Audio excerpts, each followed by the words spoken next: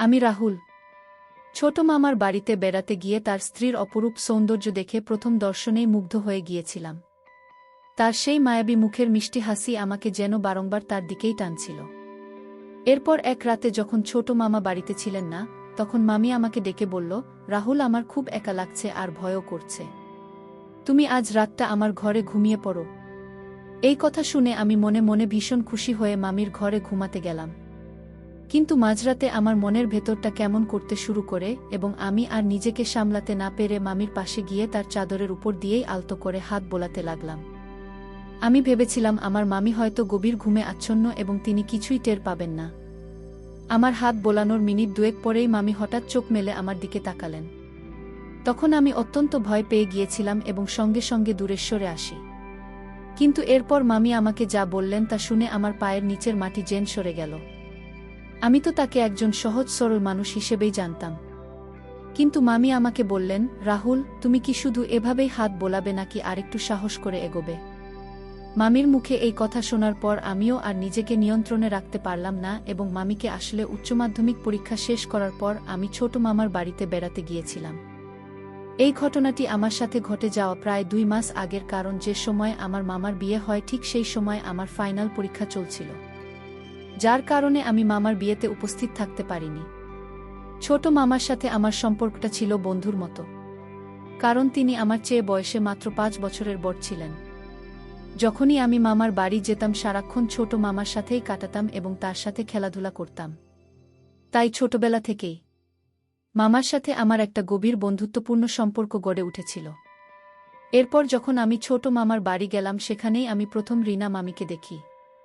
তাকে দেখার পর আমি বেশ কিছুক্ষণ তার দিকেই তাকিয়েছিলাম, কারণ তিনি সত্যিই ভীষণ সুন্দরী ছিলেন।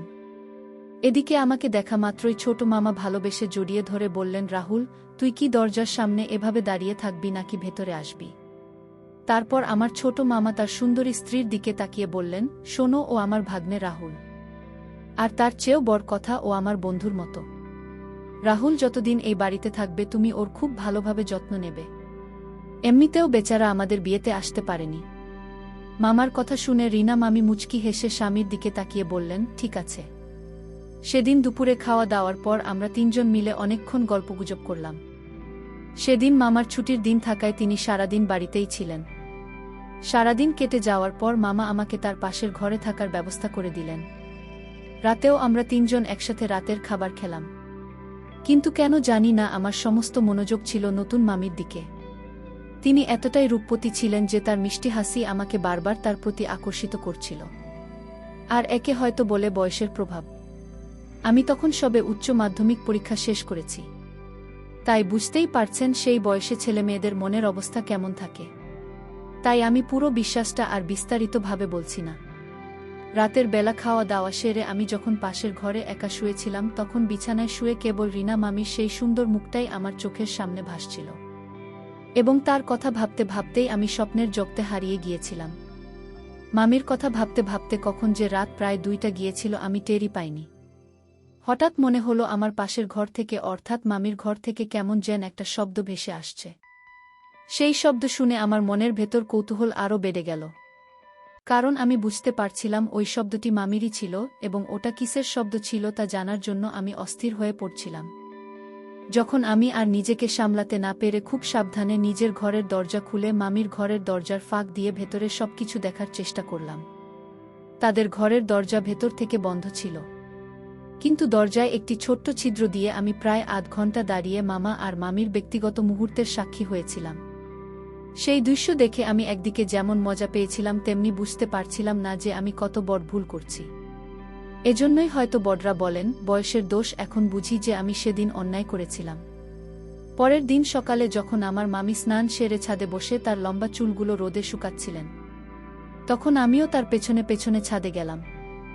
আমি ভেবেছিলাম তার সাথে একটু মজা বা ঠাট্টা করব। তাই আমি হাসির ছলেই মামিকে জিজ্ঞেস করলাম, মামি, আমাকে তোমার কেমন লাগে?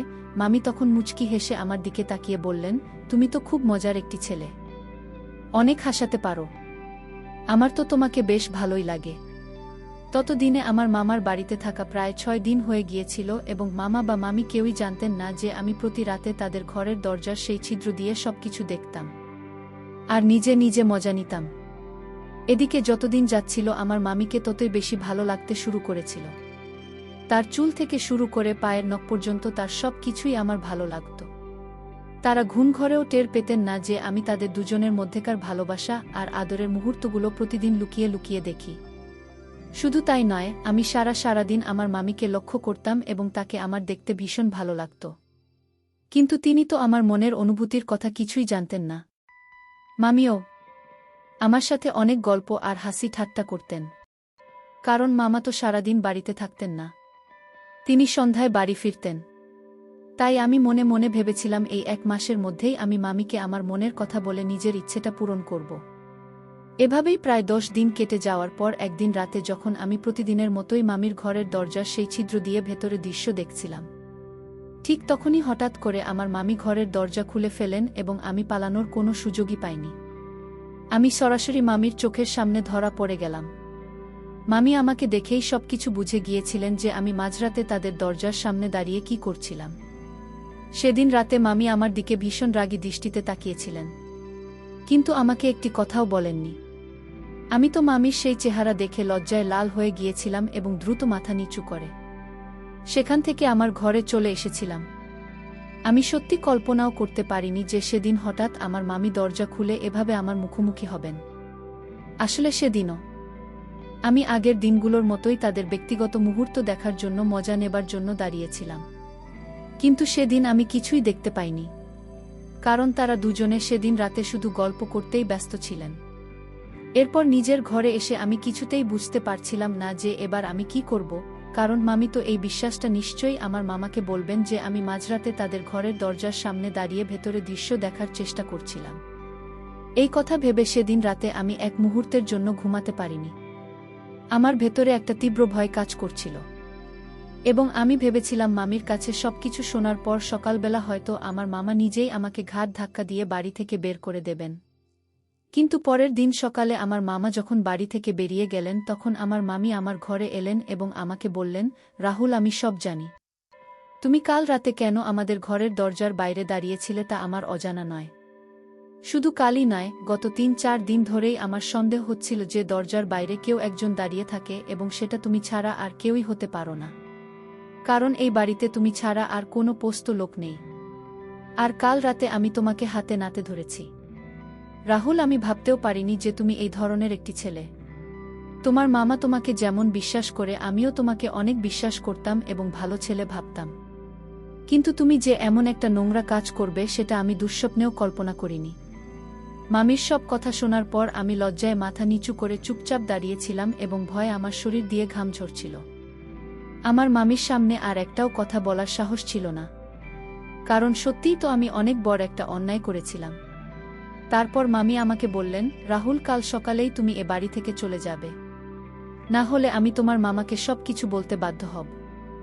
আমি চাইলে কাল রাতেই তোমার মামাকে তোমার এই কীর্তি সম্পর্কে জানাতে পারতাম, কিন্তু আমি ইচ্ছে করেই কিছু বলিনি, কি কারণ আমি চাই না যে তোমাদের দুজনের মামা ভাগ্নের এত সুন্দর একটা সম্পর্ক নষ্ট হয়ে যাক।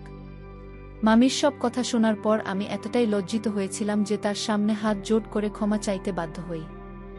আমি আমার ভুল বুঝতে পেরেছিলাম এবং সেদিন আমি উপলব্ধি করতে পেরেছিলাম যে এতদিন ধরে আমি যা করছিলাম তা কত বড় একটি অপরাধ ছিল। আমার মতো এই বয়সে যারা নিজেদের নিয়ন্ত্রণ করতে পারে না তারা সহজেই খারাপ পথে চলে যায়, কিন্তু সেদিন আমি নিজের ভুল বুঝতে পেরে নিজেকে সংযত করতে শিখেছিলাম। পরের দিন সকালেই আমি মামার কাছে একটা মিথ্যে অজুহাত দিয়ে নিজের বাড়ির উদ্দেশ্যে রওনা দিলাম। বাড়ি ফিরে আসার পর আমি নিজের ভুলের জন্য এতটাই অনুতপ্ত ছিলাম যে আমি নিজেকে পুরোপুরি পরিবর্তন করে ফেলেছিলাম। এখন আমার নিজের উপর এই কারণেই গর্ব হয় যে আমি সেদিন ভদ্রতা শিখেছিলাম। আমার মামি যদি আমাকে সেই কথাগুলো না বলতেন তাহলে হয়তো আমি দিন দিন আরও বেশি অভদ্র এবং খারাপ হয়ে যেতাম। বন্ধুরা, আজকের গল্পটি এখানেই শেষ করছি। গল্পে কোনো ভুল ত্রুটি হয়ে থাকলে ক্ষমা করে দেবেন। গল্পটি ভালো লাগলে অবশ্যই লাইক, শেয়ার এবং সাবস্ক্রাইব করতে ভুলবেন না।